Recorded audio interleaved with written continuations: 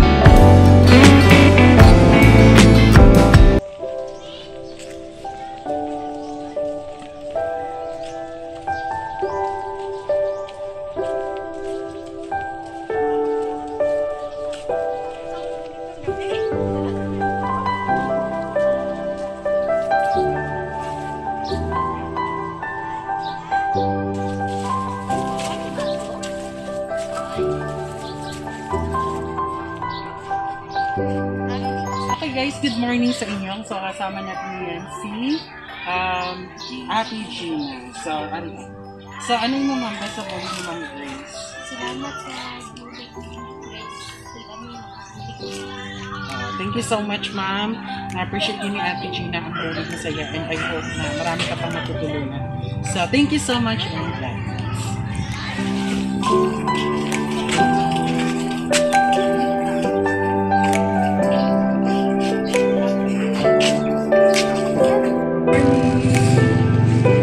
So, good morning guys. Kasama natin ngayon si Nanay Evangeline. So, pasensya hindi ako nagkandak ng ano sa imo mo. So, Arnay, naghatag kami bulig sa imo. Naman. Salamat gid sir ha. Hindi, alin na siya kay Ma'am Grace. So, ano ang masasabi mo sa tulong ni Ma'am Grace? Damo gid nga salamat ma'am.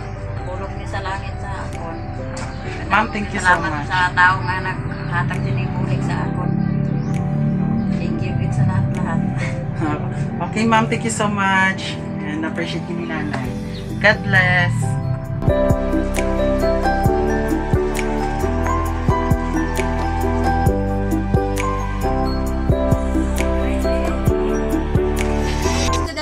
Good morning. Today we're here at Barangay Asya, Puro 14, Sitio Kawilan sa pagbigay ng relief good kay Nanay Winnie Padayugdog. Okay. Nay, anong masabi mo kay Ma'am Grace sa pagbigay niya sa iyo ng relief good? Salamat.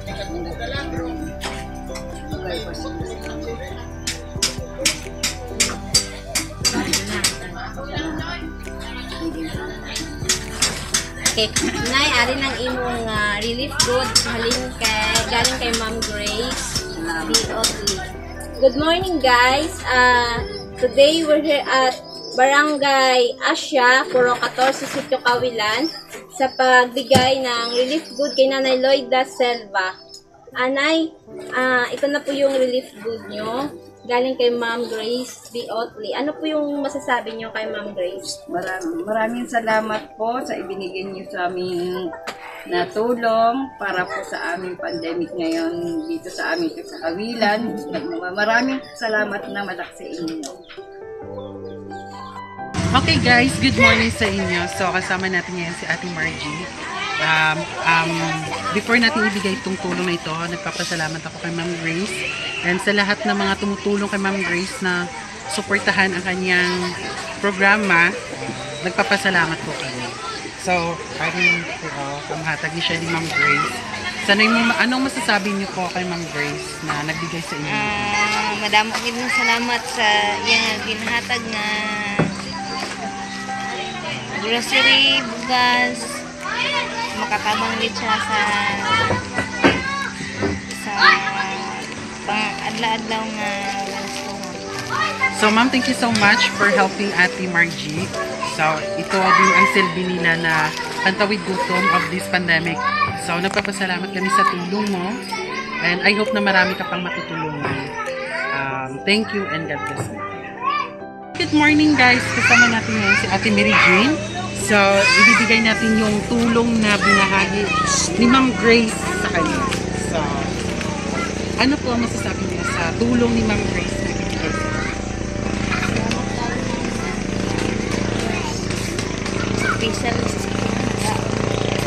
So, Ma'am Grace, thank you so much sa pagbigay ng bigas at groceries kay Ate Mary Jane. And ito ay makapagbigay ng tulong sa kanila sa panahong pandemic, and I'm sure na marami ka pang maibibigay na tulong dito sa amin. And also not here in Inubaan, but also sa iba pang lugar na nagbibigay kayo ng tulong. So nagpapasalamat po kami ng malaki po sa inyo. Thank you so much and God bless. Okay, good morning sa inyo guys. Kasama natin ngayon si Ate Rosemary. So, bago natin ibigay ito, I would like to thank kay Ma'am Grace sa lahat ng tulong niya dito. And especially sa lahat ng sumusuporta kay Ma'am Grace para magbigay ng tulong dito. Not only here, but also sa iba pang lugar. So, nagpapasalamat po kami sa inyo.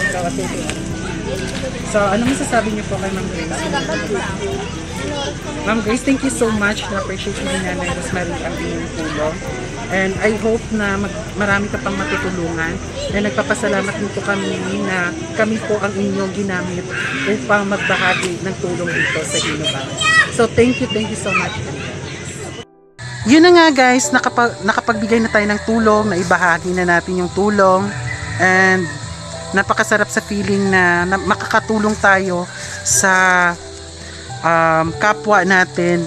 And syempre binibigyan natin sila ng lakas upang ilaban pa nila yung sarili nila, upang maiahon pa nila yung pamilya nila sa panahong pandemic. I know nga maraming tao na naghihirap, and we are very thankful na sa tulong ni Ma'am Grace nakita natin kung gaano sila kasaya kahit sa konting tulong, di ba? And we are very thankful na meron tayong isang Ma'am Grace na nagbibigay ng tulong. And also nagpapasalamat din kami na kami po ang ginamit niya upang makatulong dito. And I hope na marami pa siyang matutulungan. And also guys, thank you sa lahat ng supporters, especially yung mga na-mention ko kanina sa mga group na handang tumulong kay Ma'am Grace at sumuporta. And also sa hindi pa nakasubscribe sa aming YouTube channel, please lang po, subscribe po kayo. Grace V. Otley, hanapin nyo lang po sa YouTube. And syempre, share, comment, and like. And also, click the notification bell for more updates. So, hanggang sa muli po, kami pong Grace V. Otley team na handang makinig at handang tumulong. Salamat guys!